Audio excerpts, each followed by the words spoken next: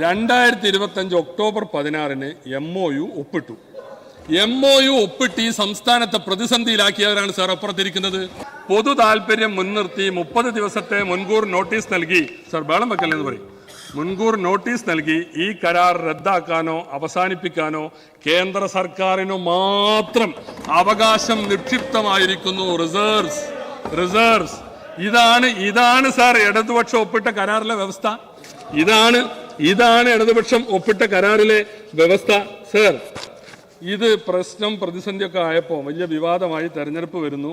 നിങ്ങൾ കൊടുത്തത് 12/11/25 കത്ത്, അതിൽ നമ്മളുടെ ഇവിടെ നിന്ന് അങ്ങോട്ട് അയച്ച കത്ത് കരാർ റദ്ദാക്കണമെന്നോ തുടർ നടപടി വേണ്ടെന്നോ ഇതിൽ പറയുന്നില്ല. ആശങ്കകൾ ചർച്ച ചെയ്യാൻ MOU നടപ്പാക്കുന്നത് താൽക്കാലികമായി നീട്ടിവെക്കേണ്ടതാണെന്ന് അറിയിച്ചു.